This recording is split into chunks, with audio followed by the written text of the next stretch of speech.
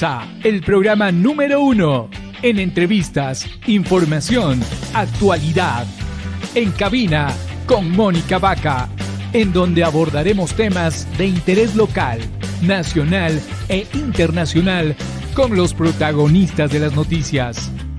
En cabina con Mónica Vaca.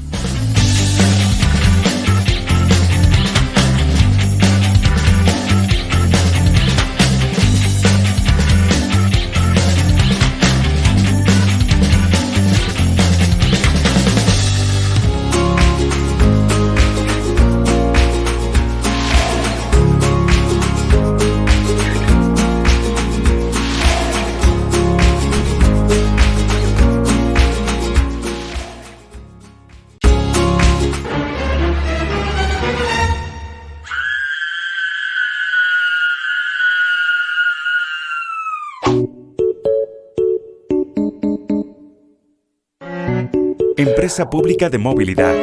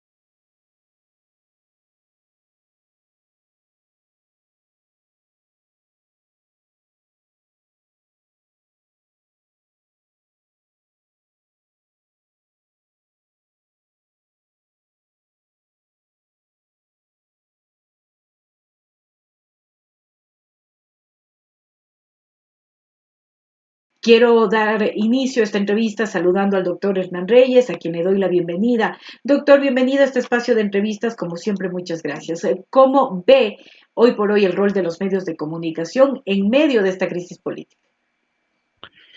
Muchas gracias por la invitación, Mónica. Bueno, un país en crisis evidentemente también tiene a unos medios de comunicación en crisis.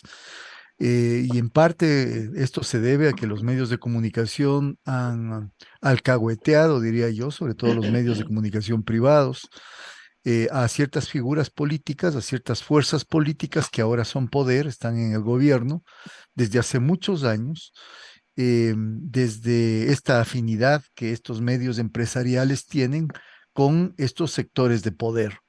Desde la primera candidatura de Guillermo Lasso ya se vio cómo medios de comunicación estaban prácticamente a su servicio en las últimas elecciones en las O que él sea, como triunfó. que enfilaron su artillería al apoyo evidente y frontal de esta candidatura. Absolutamente, es que el discurso pro empresarial, digamos, de Guillermo Lasso, el discurso pro mercado, es el mismo discurso que defienden muchos medios de comunicación en el país y que les hace convertirse en actores políticos prácticamente, puesto que de manera muy frecuente y de manera a veces muy violenta, se convierten en quienes no solamente intentan fiscalizar a los gobiernos y a los políticos que no son de su agrado, sino que permanentemente están teniéndolos en la mira como objetivo para atacarlos. Son aquellos que finalmente jamás están del lado del pueblo, por ejemplo, cuando hay protestas sociales, siempre estarán intentando pintar o dibujar una situación invertida en la cual los malos de la película son las personas que salen a protestar por las condiciones indignas de existencia y por supuesto estarán siempre abogando por esto que etéreamente llaman la paz social, la estabilidad política, el respeto a la democracia, la seguridad jurídica. Así que evidentemente esa es la línea editorial de esos medios y en buena medida han sido causantes de la crisis de institucionalidad y de la crisis política y social profunda que vive el Ecuador. Bueno, y de hecho, después del anuncio después de las conclusiones o resoluciones de este Consejo Ampliado, ya hemos visto también que hubo esta narrativa o de implementar esta narrativa de un supuesto paro nacional, ¿no? Y ya vimos también cierto nivel de agresión hacia los dirigentes de la CONAIE. Exactamente, y ahora, ojo que no tenemos solamente a los medios tradicionales, a ciertos periódicos, a las emisoras, a ciertas emisoras de radio, a Ujú. la mayoría de canales de televisión en sus espacios informativos, sino también tenemos las redes sociales y suele haber una estrecha articulación entre unos y otros. Hay esta suerte de campaña premeditada y anticipatoria denominada 1 millón de voces contra el paro, Ah, sí, sí, sí, que sí. Vi al finalmente ministro Patricio Carrillo, puede ser, o quién era que vi, sí, en sí, algún sí, lado, pero vi. él es uno de los impulsores justamente de esta campaña, que es una campaña que lo que pretende es movilizar a la opinión pública en contra de un paro nacional que ni siquiera está todavía definido, y es un claro ejemplo de cómo las narrativas mediáticas construyen eventos, construyen situaciones inexistentes a manera de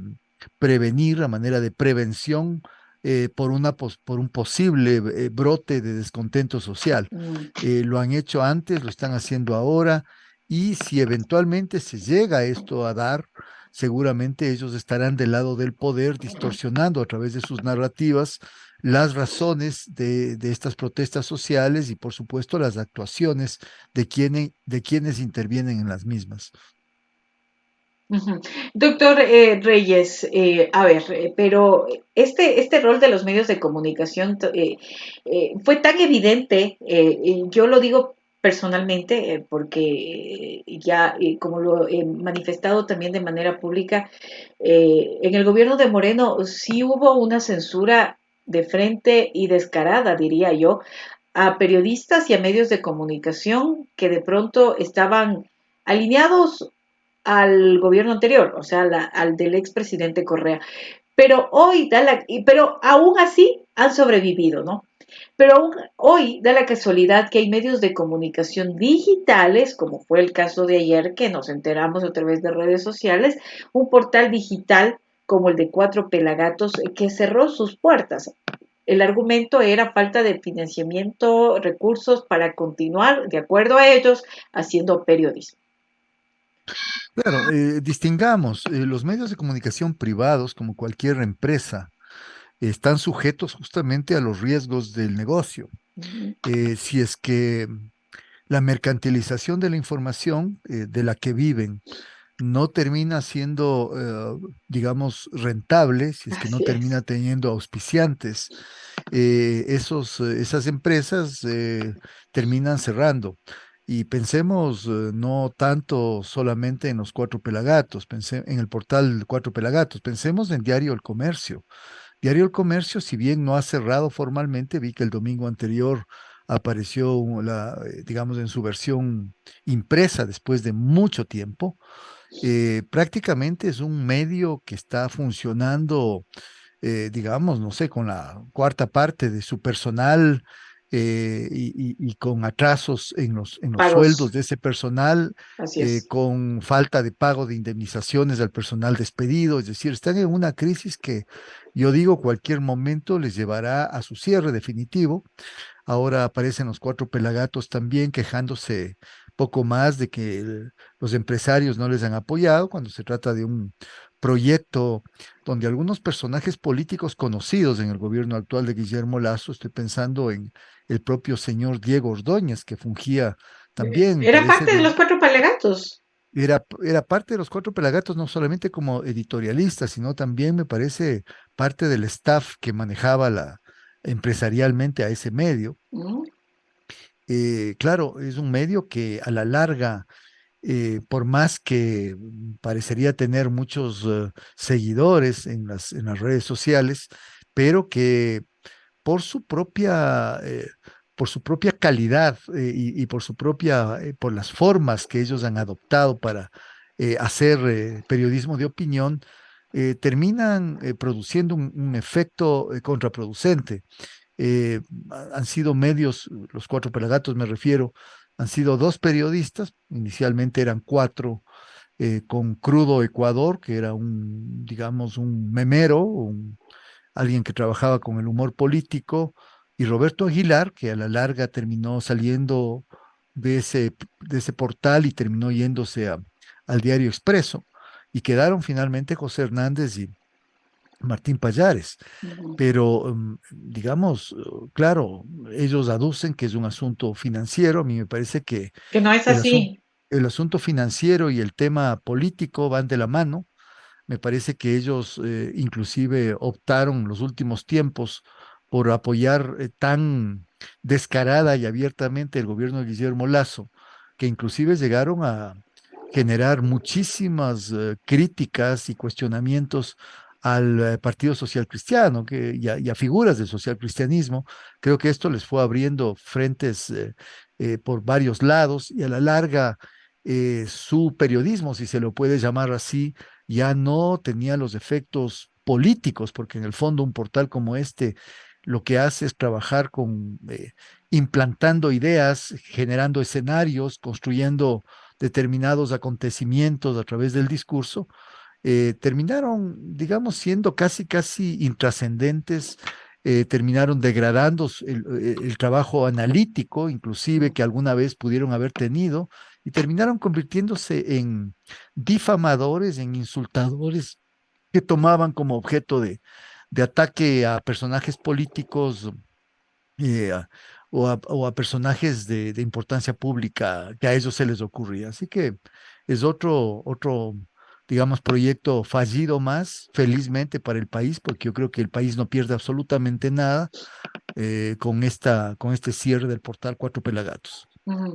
Pero, o sea, además, yo creo que ese tipo de periodismo, si es que a eso se le puede llamar periodismo, donde incluso había también comentarios misóginos, ¿no? Y yo recuerdo que hubo comentarios, llamaron uno de estos pelagatos, llamó estúpidas, y voy a repetir lo que decía este tuit, a las integrantes de esta comisión ocasional que investiga justamente el caso Gran Padrino, el tema de Mónica Palacios, la asambleísta, después del tuit eh, escrito y borrado por el secretario de Seguridad también, del el comentario del tubo. O sea, ¿quién puede querer invertir, si cabe el término, en un portal que destila odio, doctor Reyes?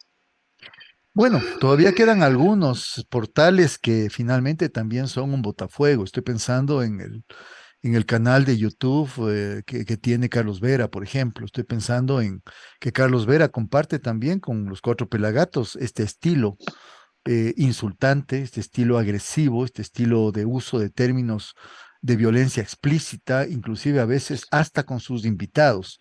Los integrantes de Cuatro Pelagatos sí tuvieron expresiones misóginas, Así es. en algunos casos inclusive de carácter racista, eh, pero lo más importante y lo que hay que detallar es que permanentemente se dedicaron a descalificar sin argumentos contundentes a Exacto. todo lo que se les ponía por delante. Hemos sido muchos los que de alguna manera hemos sido víctimas, porque diría, yo me pondría en calidad de tal, cuando se le ocurría a uno de estos señores atacar y acusarnos de cualquier cosa, con un lenguaje muy florido, supuestamente utilizando la ironía o utilizando la metáfora, pero a la larga Las distorsionando comparaciones. Ajá. absolutamente la imagen de la persona y no entrando en un análisis medianamente o mínimamente racional y argumentado. Doctor, quiero leerle el tuit de Jacobo García, este analista político, que dice, con el odio a Correa ya no se ganan elecciones ni se mantienen panfletos digitales. Bienvenidos al Nuevo Ecuador. ¿Qué opinas sobre eso? Sí, así es, yo creo que ha ido desgastándose y debilitándose este discurso que fue impulsado con muchísima fuerza por la derecha ecuatoriana, la derecha política y la derecha económica también, desde los propios tiempos del gobierno de Rafael Correa. Hubo, digamos, la creación la implantación y difusión permanente de este discurso fue creciendo y finalmente cuando se da el viraje de Lenin Moreno, Ujú. este discurso del anticorreísmo termina reforzándose al menos durante un par de años. Lenin Moreno necesitaba, El si es apoyo, que él mismo no tenía una base social de apoyo, pero necesitaba desacreditar y descalificar la fuerza política de donde surgió y a la cual traicionó. Entonces, hasta, digamos, hasta algunos años, todavía facturaba, utilizando la metáfora de la canción de Shakira, todavía facturaba este discurso anticorreísta radical, pero yo creo que esto fue con el paso del tiempo decayendo. Vemos que en las últimas elecciones seccionales el partido o el movimiento político triunfador es justamente el de la Revolución Ciudadana, y en ese sentido, creo yo, el Ecuador de ahora, del 2023 o el Ecuador del 2022, 2021, ya no era el Ecuador que finalmente tomó Lenin Moreno y que quien exacerbó esta polarización y por supuesto donde encajaban perfectamente bien estos medios, digamos, que destilaban discursos de odio y, por supuesto generaban un discurso de anticorreísmo visceral. ya. Doctor, pero creeríamos que en este gobierno iban a subsistir, porque finalmente fueron parte de quienes ayudaron a la ganancia de Lazo. El problema es que no pueden vivir solamente del ataque a sus adversarios reales o imaginarios. Tienen que también, de alguna manera, contrastar esto con la defensa de quienes ellos al menos apoyan en términos políticos e ideológicos. Y aquí déjeme decirle, Mónica, que la degradación de la imagen de Guillermo Lazo llega a tales niveles, Que ni no ellos pueden quiero defender. que ya se vuelve indefendible, se vuelve un político impresentable, un gobernante que ya no hay cómo seguir defendiendo. Y lo lógico y lo usual que se da en estos casos es que empiezan a saltar del barco, empiezan a bajarse de la camioneta, era la metáfora que se utilizaba en años anteriores, cuando ya, digamos, a quien habían apoyado termina mostrando todas las costuras y todos los defectos. Así que a mí me parece que por ahí va justamente primero esta especie de desmarcaje que hay de muchos periodistas que han sido, que apoyaron radicalmente a Guillermo Lazo y que ahora se mantienen en silencio o inclusive públicamente emiten cuestionamientos y críticas contra un gobierno que obviamente está en absoluto declive. Y por el otro lado, me parece que ya al no vender, al no ser rentable tanto este trabajo sucio que venían haciendo de desgaste de las fuerzas opositoras, digamos, al neoliberalismo, también ellos, por otro lado, se vuelven, digamos, dispensables, se vuelven desechables para sectores empresariales que quizá estén apostando a otro tipo de caras nuevas y otro tipo de estilos periodísticos. O sea, que no precisamente vayan a ser estos medios digitales, llamémoslo así, o portales digitales, que tienen esto en común, ¿no? Que es el ataque a un proyecto político. Sí, por supuesto. Yo digo a ratos, así nacieron del resentimiento, nacieron digamos, de un posicionamiento radicalmente visceral contra lo que ellos llaman populismo, ellos llaman corrupción, ellos llaman modelo fallido, etcétera, etcétera. Y a la larga, vuelvo a repetir, cuando ese discurso ya no sirve tanto como servía Ujú. unos años atrás, digamos, ya no tiene mayor impacto lo que ellos la narrativa que ellos están construyendo. No me sorprendería que quizá alguno de ellos se instale en algún medio tradicional ahora, aunque los medios de comunicación tradicionales también, los propios medios impresos, radiales, televisivos, están en crisis. Esto es curioso porque durante el gobierno de Correa, que se cuestionó tanto que era un gobierno enemigo de la prensa, enemigo de los medios, digo, cerró algún medio de comunicación por razones empresariales, pusieron el grito en el cielo, pero ahora que ya han pasado, van a ser 7 años o 6 años, digamos, de la salida de Rafael de Correa, correr. los medios de comunicación de este tipo que deberían estar bollantes y, digamos, deberían ser muy exitosos, son los que ya van cerrando sus puertas. Entonces uno dice, a ver, o antes estaban mintiendo cuando acusaban a un gobierno de ser el causante de la crisis del periodismo y de la crisis de los medios en el Ecuador, o finalmente lo que sucede es que el modelo neoliberal, los gobiernos neoliberales como el de Moreno y el de Lazo ahora, con dos estilos distintos, finalmente son gobiernos que a la larga no es que apoyaron y revitalizaron la libertad de expresión y digamos generaron mayor pluralidad en cuanto a medios de comunicación en el país, sino todo lo contrario. Son gobiernos que por sí mismos se debilitan tanto que ni siquiera pueden tener a estos medios como aquellos que le dan algún tipo Aliados. de legitimidad o sustento. Ajá. O sea, y que sí los hay. Sí, todavía hay medios de comunicación que seguirán favoreciendo al gobierno de turno, al gobierno de Lazo. Hay algunas emisoras radiales cuyos espacios editoriales e informativos siguen siendo eh, totalmente pro-lacistas, canales de televisión donde programas de opinión supuestamente invitan siempre a personajes que son de la misma tendencia y del mismo estilo de pensamiento, todos ellos cuidando un cierto modelo un modelo económico, un modelo político.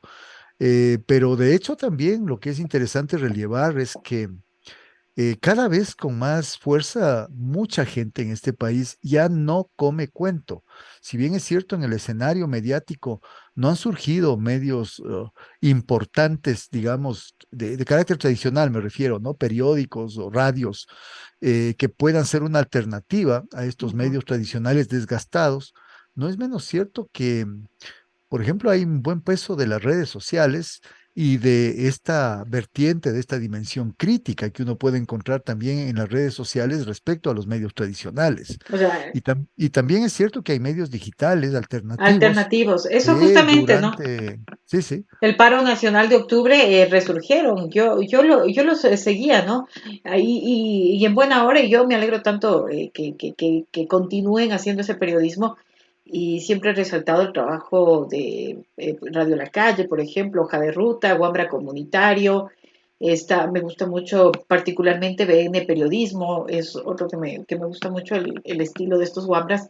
Y en buena hora, ¿no, doctor? Que también haya esta corriente en medios digitales.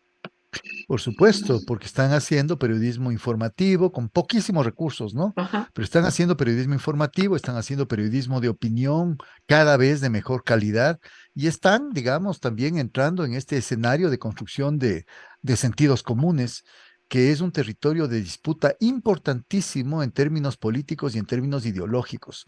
Así que espero y les auguro que tengan, digamos, éxito y que puedan seguirse desarrollando, porque en realidad esto va a permitir mejorar el tristísimo panorama mediático y periodístico que tenemos actualmente con los medios tradicionales. Ajá. Y solo para cerrar esta parte, esta primera parte de la entrevista, doctor Reyes, pero tampoco los medios tradicionales la están pasando bien. No, no le están pasando bien.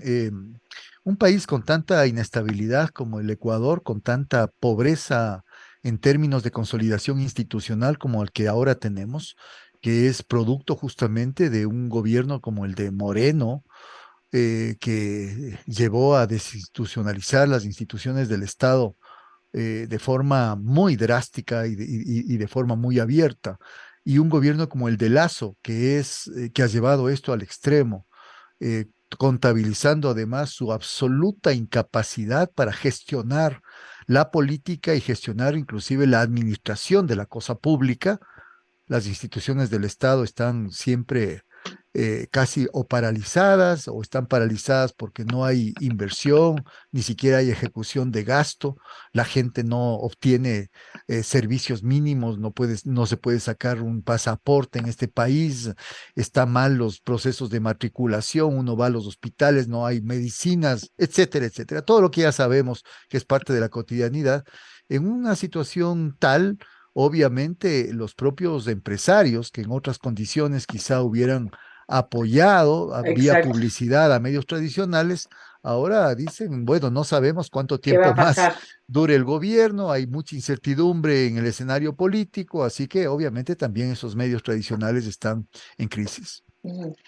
Doctor Hernán Reyes, y en esta crisis política que hoy vivimos, sí me gustaría conocer su opinión sobre lo que hoy finalmente concluyó la comisión que investiga este caso llamado Gran Padrino, caso Encuentro, como lo llamó la Fiscalía, donde hay una supuesta trama de corrupción en torno al gobierno nacional, a gente muy cercana al gobierno, pero ya no se habla solamente de una red de corrupción en las empresas públicas, ya se habla de cosas mucho más graves, como es una posible vinculación de la mafia albanesa.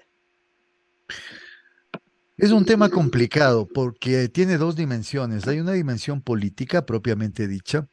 La Asamblea Nacional tiene atribuciones para fiscalizar al Ejecutivo, lo está haciendo, y a partir de, digamos, de lo que se conoce hasta ahora, estaría en camino un enjuiciamiento político al presidente de la República. Así es. Pero, digamos, eso implica a lo interno de la Asamblea Nacional la posibilidad de contar con los votos suficientes.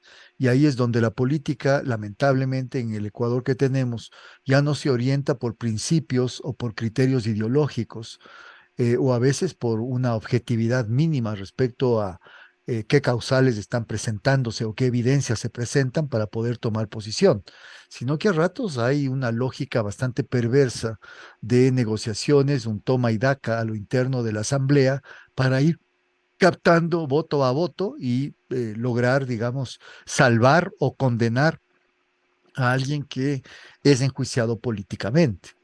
Me parece que ya está operando, los operadores políticos del gobierno de Lazo están muy activos ahora con el cambio inclusive de ministro.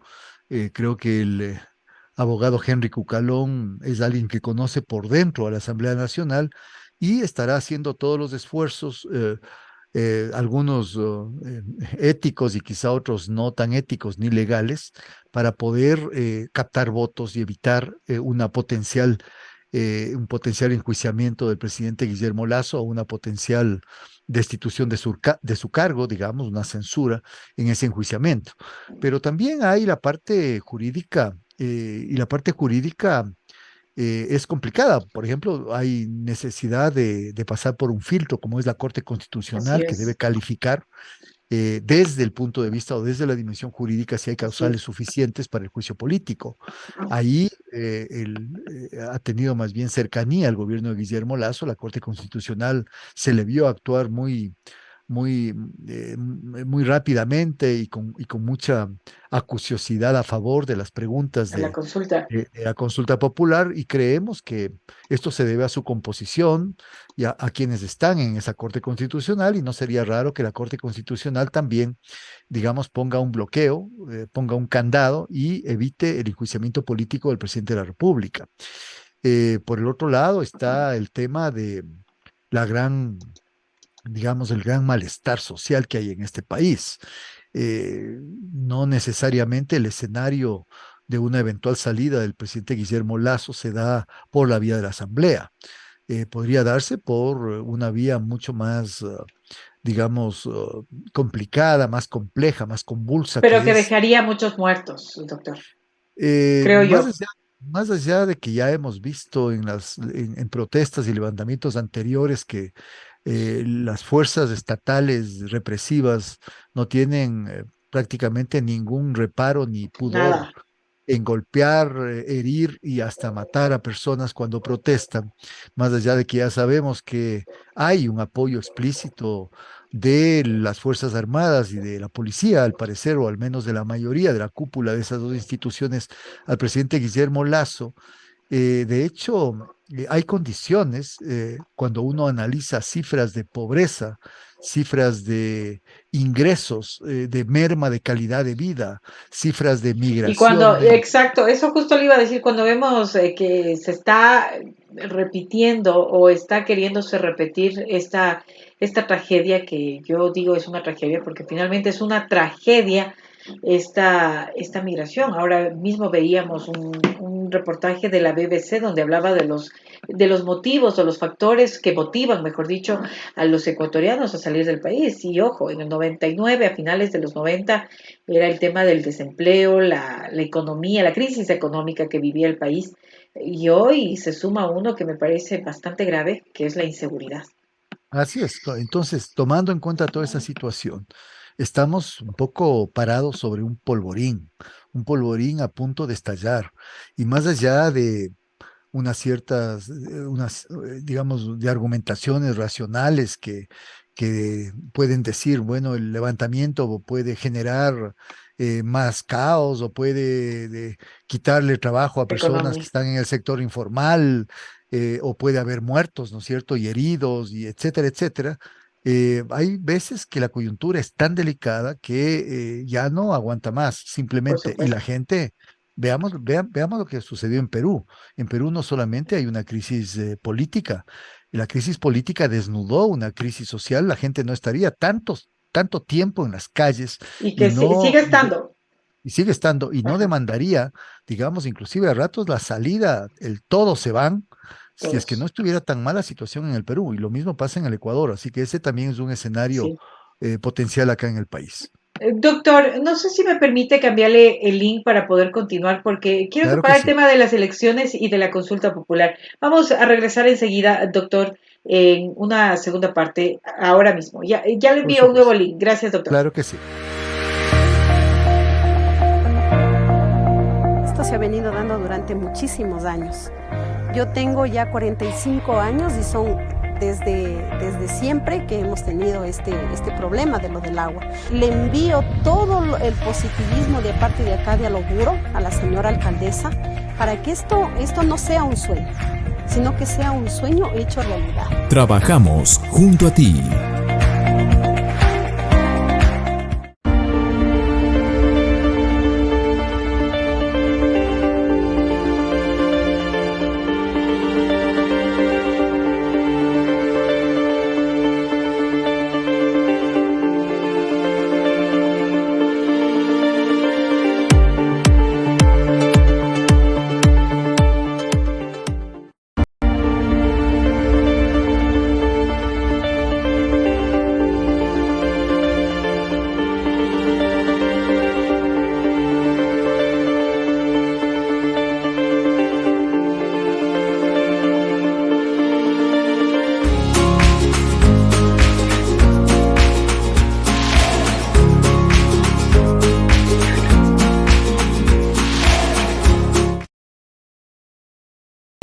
Exactamente las 19 horas con 10 minutos. Estamos dialogando con el doctor Hernán Reyes, sociólogo, docente universitario. Le enviamos un nuevo link para poder conectarnos nuevamente con el doctor Hernán Reyes y hablar de estos temas de coyuntura política, el rol de los medios de comunicación en medio de esta crisis política que de hecho enfrenta el Ecuador. Hoy la Comisión Ocasional de la Asamblea Nacional recomendó el juicio político al presidente Guillermo Lasso, recomendó el juicio por traición a la patria. Vamos a ver, ojalá podamos tener la conexión con el doctor Hernán Reyes a través de este espacio de información en cabina con Mónica Vaca. Estamos en vivo por las redes sociales. Ojalá lo podamos tener en minutos aquí en este espacio de entrevistas y de información. Aquí está. Doctor, no sé si nos escucha. Vamos a ver. Ahí estamos. No sé si me escucha, doctor Hernán Reyes. Vamos a ver, parece que no nos escucha. Doctor. Hola. Doctor, no sé si me escucha. Sí, Sí, sí, sí, perfecto. ahora sí. Doctor, estábamos hablando, a ver, la CONAIE, que ha sido también un actor fundamental en estos temas de coyuntura política, de hecho el viernes anterior, luego de esta asamblea ampliada, la CONAIE, entre las resoluciones está el pedido de la renuncia de Guillermo Lasso. Ha llamado su líder, Leonidas Issa, que dé un paso al costado. Sí, bueno, la CONAIE creo que recoge el sentir no solamente de sus bases, yo creo que recoge el sentir de esos millones de ecuatorianos que finalmente están viviendo en condiciones tremendamente difíciles y cada vez más complicadas en su cotidianidad. En ese sentido, creo que solamente aquellos coidearios de Guillermo Lasso o aquellos sectores empresariales que finalmente temen perder sus privilegios y sus prebendas con una eventual salida de Guillermo Lasso del gobierno, son los que pueden apostar todavía a seguirle dando oxígeno y vida a este gobierno. Cuando uno mira simplemente las cifras de las encuestas de opinión ciudadana sobre el nivel de aprobación de la gestión de Lazo, pues ahí está clarísimo. Creo que menos del 15%, se habla de que casi 13%, creo que es la cifra, de personas estarían aprobando la gestión. Y esto habla muy claramente de un gobierno deslegitimado, debilitado, de un gobierno que ha cometido demasiados desaciertos, que se ha ido abriendo frentes por todo lado y que en un momento determinado está inclusive en condiciones siempre defensivas, ya no de proponer un proyecto de país, ya no de finalmente tomar la batuta de nada, sino simplemente defenderse de las quejas, demandas y malestares que provienen de todos los sectores, desde sectores políticos ex aliados suyos, como el Partido Social Cristiano, con el cual el presidente Guillermo Lasso comete un error terrible al hablar mal y al insultar a su líder, Jaime Nebot, eh, siendo objeto inclusive de una contestación por demás grosera de Jaime Nebot, pero que estaba en el mismo estilo. Es En el mismo como, nivel. como dos insultadores diciéndose vela verde, pero claro, es decir, ya no le quedan aliados. Y como digo, quizá habría que preguntarnos cuál es el rol que juega el gobierno norteamericano en todo esto. La embajada, finalmente, la gran pregunta que algunas personas nos hacemos es, ¿le está bajando el dedo a Lazo? ¿Le está quitando apoyo? Porque de hecho el gobierno de Lazo es un gobierno estratégico para Estados Unidos en la región, eso no hay lugar a dudas. Eh, Estados Unidos, de hecho, tiene intereses en este momento en lo que está pasando en el Perú. Eh, yo tengo la impresión por algunas cosas que he leído que también intervino directamente en este proceso de desgaste paulatino de Castillo, del gobierno de Pedro Castillo. Y claro, qué le queda? Le queda Paraguay, le queda Ecuador con gobiernos de derecha y le queda Uruguay. Pero Perú Entonces, también le queda ahora, ¿no? bueno, le queda ahora Perú porque finalmente se viró la chaqueta a la señora Boluarte, Claro. porque finalmente ella, a pesar de provenir de la izquierda o de una rama de la izquierda peruana, finalmente ahora está gobernando en conjunto con los sectores más corrompidos de la política peruana, el sector fujimorista, por ejemplo, y otros sectores que responden a esos segmentos empresariales que han lucrado del Estado desde hace muchos años. Ujú. Apoyada por medios de comunicación también que son muy poderosos en el vecino país de Perú. O sea, de hecho, tienen mucha injerencia en este tipo de decisiones, ¿no? O sea, como lo que sucedió con Pedro Castillo. Doctor Hernán Reyes, el 5 de febrero, tras estas elecciones seccionales, eh, la RC obtuvo 9 prefecturas, 60 alcaldías, Pachacutic tuvo un número importante, no tengo el dato preciso, de alcaldías, prefecturas también. Son los ganadores de esta contienda electoral y el derrotado Partido Social Cristiano en Guayas, pero principalmente Guayaquil, y el gobierno con la consulta popular. ¿Qué va a pasar con este gobierno y con alcaldías progresistas de izquierda y contrarias al modelo del gobierno central. A ver, es un tema delicado porque en realidad el gobierno central y los gobiernos seccionales mantienen una cierta interdependencia y hasta yo me atrevería a decir se necesitan mutuamente. El gobierno central es el que tiene que trasladar y transferir recursos a los gobiernos seccionales y al mismo tiempo los gobiernos seccionales pueden poner en aprietos a un gobierno central si es que un momento determinado se levantan lo que se suele llamar las fuerzas vivas de una ciudad o de una provincia, encabezadas por los gobiernos seccionales. Esto ya ha pasado, pasó aquí en Quito, por ejemplo, cuando estaba de alcalde Paco Moncayo, por ejemplo, que encabezó también manifestaciones que fueron manifestaciones muy determinantes para la caída del gobierno central. Entonces, yo digo, escuchando, por ejemplo, a la prefecta de Pichincha, Paola Pavón, o escuchando ahora hace poco también al alcalde electo de Quito, Pavel Muñoz, ellos son muy tinosos en su discurso en el sentido de que Muy cuidadosos. no están queriendo ni les parece Una paralización. necesario ni razonable un paro, una paralización.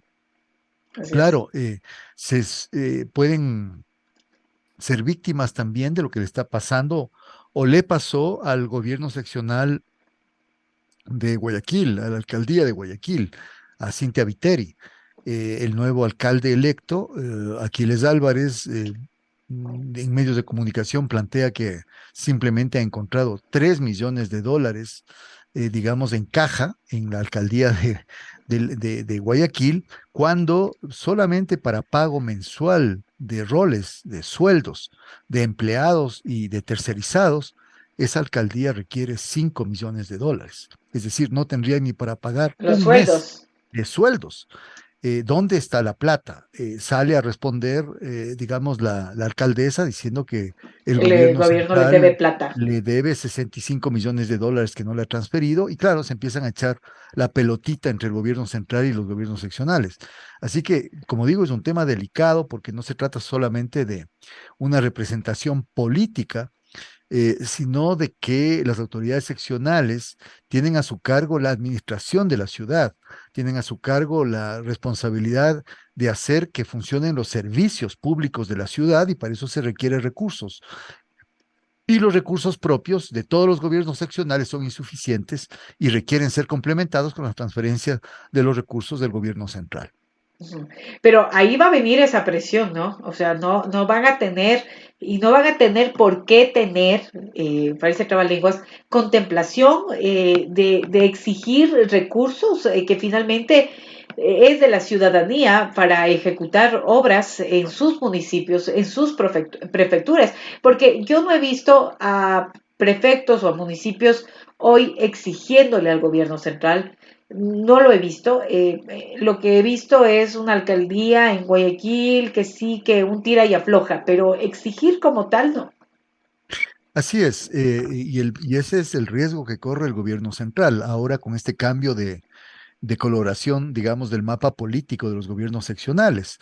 En las principales ciudades del país, Quito, Guayaquil, o en la provincia de Manabí, por ejemplo, en cuanto a la prefectura, o ciudades como Ambato, por ejemplo, que ahora está Claro, liderada que era indígena. por una mujer indígena, podría en un momento determinado romper con esta especie de condescendencia que las corporaciones o asociaciones de municipalidades y de consejos provinciales han venido teniendo con el gobierno, porque claro, en el Ecuador la política se maneja así.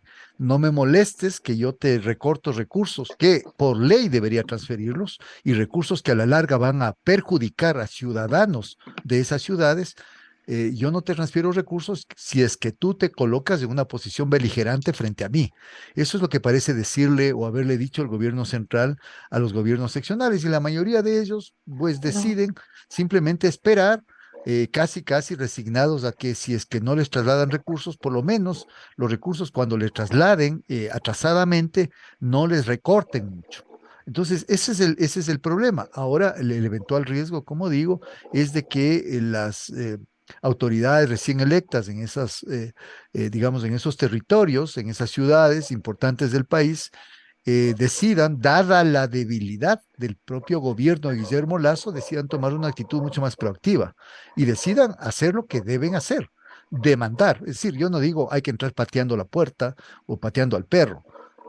Un alcalde electo tiene que entrar y primero en ese proceso de transición ver qué información hay, ver cómo están las arcas, digamos, de esa municipal. entidad Así es. y pedir al gobierno que se ponga al día.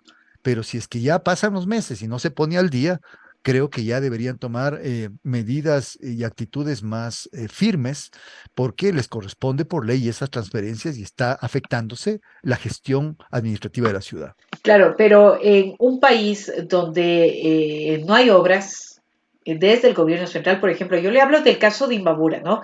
Y que conversaba ayer, me parece, con el gobernador de la provincia de Imbabura y, no, y empezó hablando de que se han construido 4 hospitales, que se han construido, a ver, ¿qué más dijo? Que se han dado créditos de este 1 por 30, me parece que es, pero cuando yo le preguntaba, pero en Imbabura, ¿cuántos de esos hospitales se han hecho? ¿Cuántos de esas carreteras se han hecho? ¿Cuántos de esos centros educativos? No, no hay nada, no se ve, no se ha visto en los últimos 6 años obras en la provincia de Imbabura. Y no ha de haber un ciudadano que me desmienta, que me diga que lo que estoy diciendo es falso, porque es así. Y esto viene porque le digo, doctor, que está ambiciosa la gente por obras que no se han visto. ¿Cuánto tiempo sería el prudente si en un caso que las administraciones que el próximo 14 de mayo se posesionarán no encuentren, por decirlo menos, recursos públicos en esas arcas? Bueno, yo creo que deberían tener ya delineado cuál es el escenario económico financiero de esas instituciones. Por eso digo, hace bien el señor Aquiles Álvarez en entrar a revisar con qué recursos cuentan, cuántos no han sido transferidos, cómo están digamos, el funcionamiento de las distintas empresas municipales y, digamos, también de los proveedores que le sirven al municipio.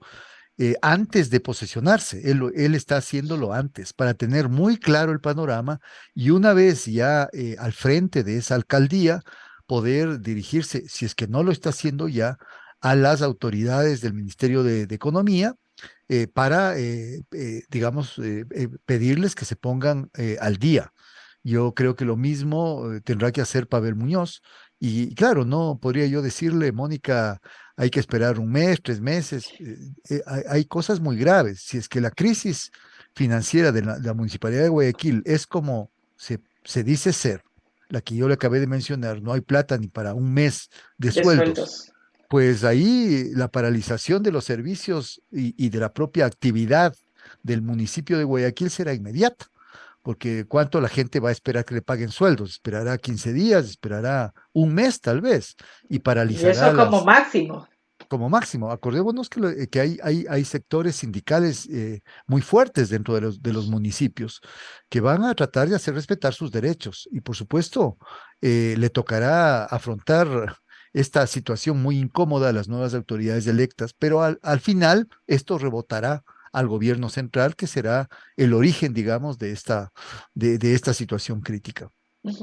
Doctor Hernán Reyes, ya con estos resultados, con esta crisis política que estamos viviendo, con lo anunciado por la CONAIE, con la resolución y un posible escenario de juicio político al presidente Lasso en la Asamblea Nacional y posiblemente, aunque no se ha hablado de paro nacional, sino de movilización, de marchas el 8 de marzo, ¿qué va a pasar de aquí al 2025? ¿Cuál es el escenario al 2025? Impredecible. Es decir, siempre hay ciertas regularidades en el caso del campo político que podrían hacer que nosotros nos planteemos, digamos, un escenario A y un escenario B y podamos especular, porque es eso lo que estamos haciendo respecto a lo que vendrá el 2025. Pero, dada la situación extrema que está viviendo el país de crisis institucional, de crisis política, dada lo insospechado de las actuaciones del presidente Lazo, no sabemos si Lazo finalmente algún rato va a enterarse de la gravedad de su propia posición. No podemos prever nada. Lazo es alguien capaz Impredecible. de, impredecible, alguien capaz como ya lo anunció, que tiene la muerte cruzada en su escritorio desde que se sentó en Carondelet, firmar la muerte cruzada, Sí, así si dijo. es que intuye o si es que se siente, si está susceptible de que le vayan a hacer un juicio político en la Asamblea. Si es que está sensible. Sí, está sensible. O puede decidir no hacer caso a lo que la Asamblea diga y poco más declararse en rebeldía y en dictadura. Es decir, yo ya no entiendo lo que Guillermo Lazo pretende hacer, porque definitivamente no tiene proyecto, el país no va para ningún lado, no está rodeado precisamente de los mejores asesores y funcionarios de alto rango. Creo que una de las excepciones ahora es Cucalón, que me parece que es alguien que tiene experticia, olfato político, pero que entra cuando el barco se está hundiendo o está semi hundido. Entonces, yo no sabría qué decirle, Mónica, al 2025, porque no sabemos si es que el 2025 es el hito del cual debemos hablar. Si es que hay muerte cruzada, las elecciones se anticipan, ya no serán el 2025, serán quizá el 2023, hacia fines, o será a inicios del 2024. Y en ese sentido, creo que esto, digamos, implica una aceleración de los tiempos políticos. Las distintas organizaciones políticas del país y movimientos, digo yo, no es que están preparados para afrontar una elección presidencial. Recién nomás fueron las elecciones seccionales, que ya implican una gran movilidad de recursos de todo tipo, y seguramente, como siempre pasa en este país, aparecerán caras, algunas de ellas muy nuevas. Los partidos mayores al menos y organizaciones políticas pondrán candidatos o candidatas, y no sé, podría pasar cualquier cosa, porque en realidad, digo yo, tal vez las fuerzas más organizadas puedan Más orgánicas. garantizar al menos que tienen mayores posibilidades, no garantizar el triunfo, pero mayores posibilidades. Pero yo digo, la situación, pensemos en el voto nulo nomás, tan alto, Sí, y usted mismo me comentaba antes, en exacto. algunas partes del país. Pensemos en el abstencionismo, pensemos en lo que ya pasó las elecciones anteriores, que habían tres fuerzas, la una ya salió, cuando ya Yacu Pérez salió, la CONAIE planteó el ideológico nulo, el nulo ideológico, mejor dicho. Entonces, puede pasar cualquier cosa porque la gente está descontenta, descorazonada, quienes votaron por Lazo. Está la gente sufriendo en carne propia, digamos, una enorme desafección con todos los políticos. Yo escucho a mucha gente decir, todos son lo mismo. Todos Y son así iguales. como Lazo debe irse a su casa, deben irse a su casa estos Todos. impresentables de la Asamblea Nacional. La gente ya no hace distinción. En la Asamblea Nacional hay de todo. Hay asambleístas, digamos, de todas las tendencias políticas que cumplen su trabajo y que de alguna manera sí muestran Y que de son. todas las tendencias, ¿no? Porque de hecho también hay de otras tendencias, o sea, me refiero de todas las bancadas, siempre Así hay que es, rescatar gente así que es. sí hace su trabajo como legislar y fiscalizar, que de hecho deben hacer ese trabajo. Claro, pero una situación de pesimismo tal como el que reina en Ecuador, incertidumbre, pesimismo, descorazonamiento, etcétera, pues esto luego tiene también implicaciones electorales y puede pasar cualquier cosa. Es decir, es como que hubiéramos vuelto a ese periodo de inestabilidad que se empezó a dar a mediados de los 90, que llevó a que, por ejemplo, el 96 se elija como presidente de la República a Abdalá Bucaram Ortiz. Así de simple. Alguien que yo diría ya había dado suficientes muestras de descalificación para poder ser presidente de la República. Sin embargo, llegó a la presidencia, duró el poco Seis tiempo que meses, duró, seis y meses. después lo tumbaron, y después vino otro que duró poco tiempo y lo tumbaron.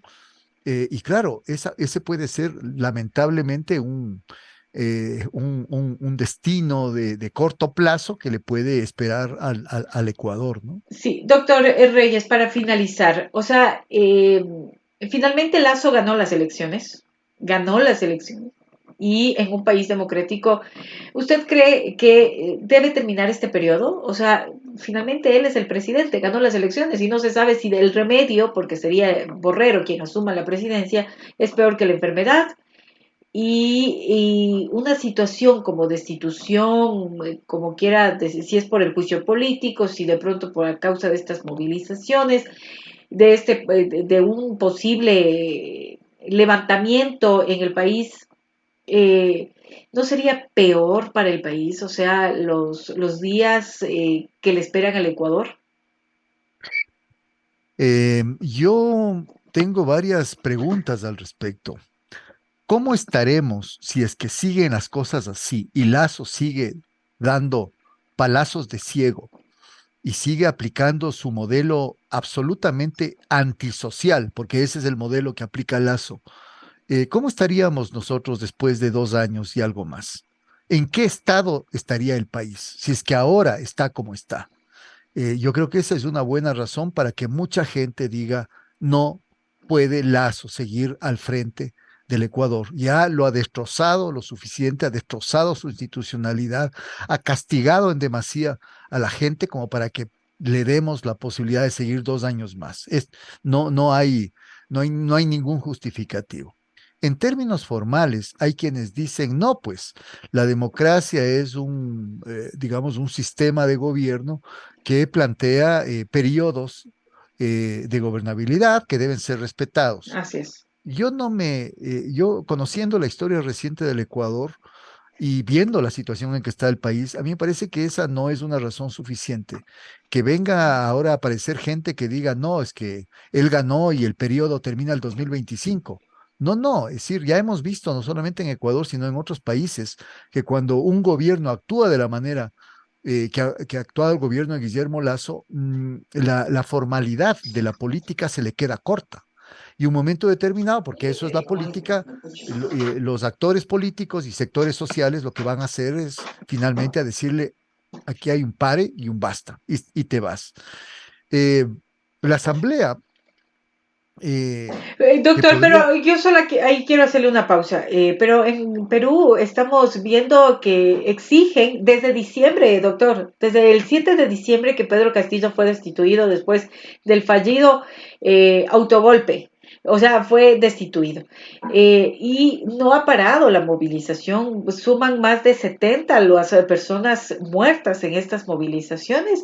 Y Dina Boluarte no da el brazo a torcer, el Congreso no da el brazo a torcer ante la exigencia ciudadana.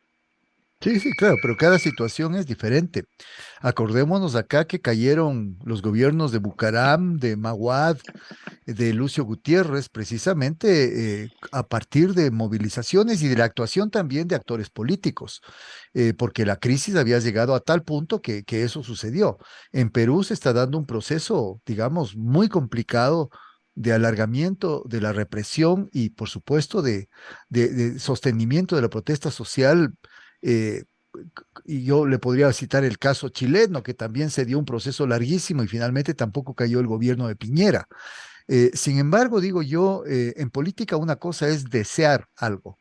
Tal vez lo deseable y lo razonable en términos formales sería que Lazo culmine su periodo y que vengan las elecciones del 2025.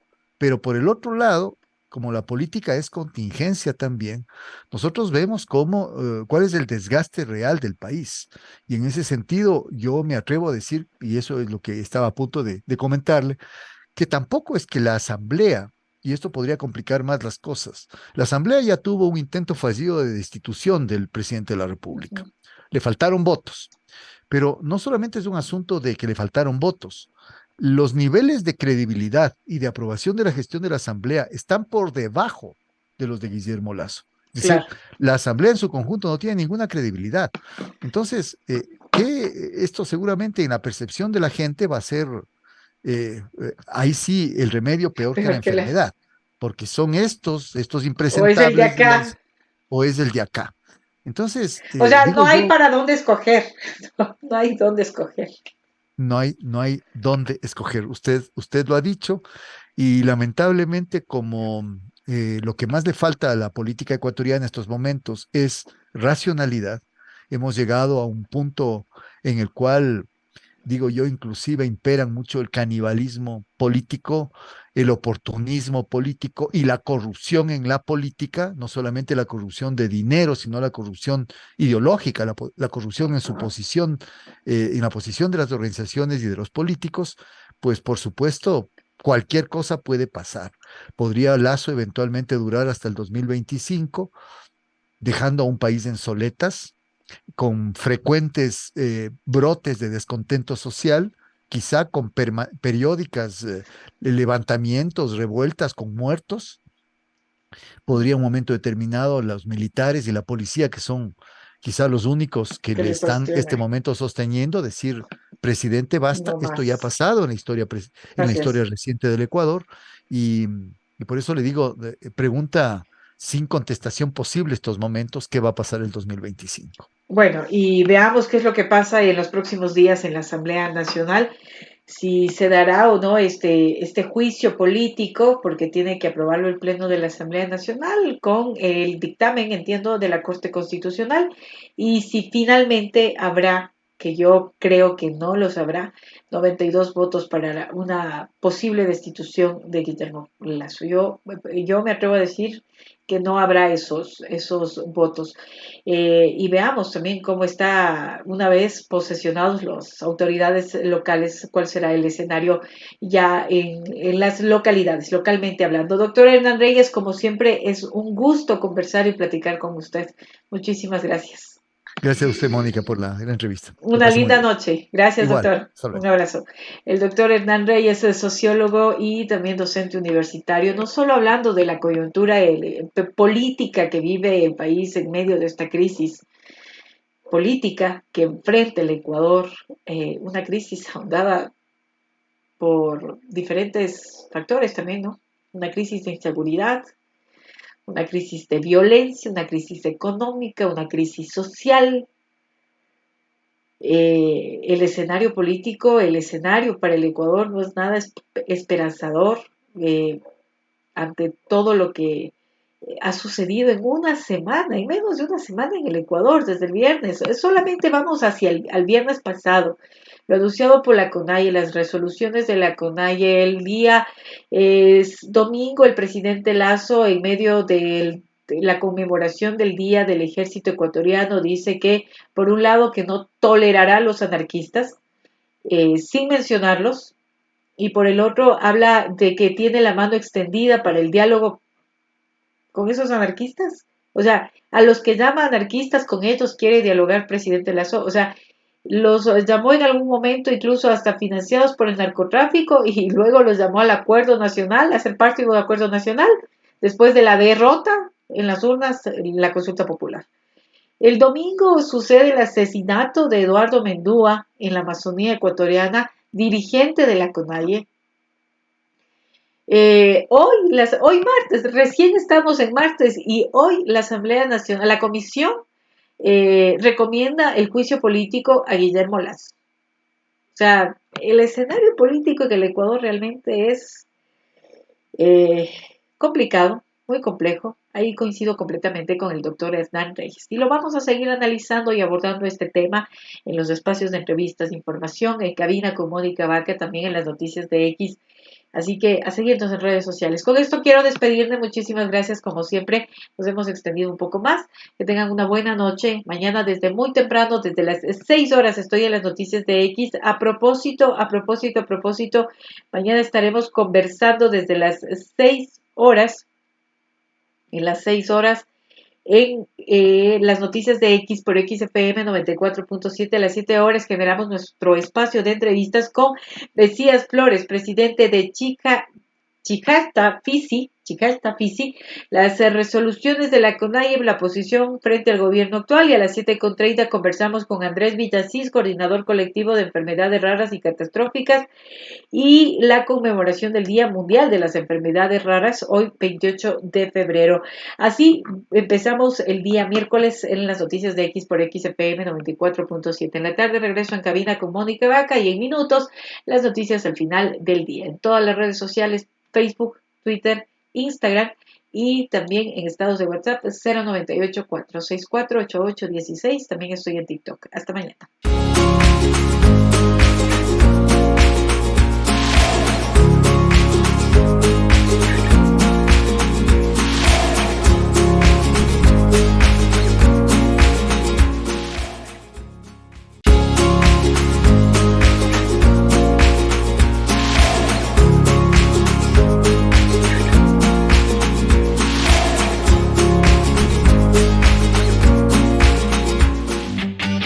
Empieza el programa número 1 en entrevistas, información, actualidad. En cabina con Mónica Vaca, en donde abordaremos temas de interés local, nacional e internacional con los protagonistas de las noticias. En cabina con Mónica Vaca.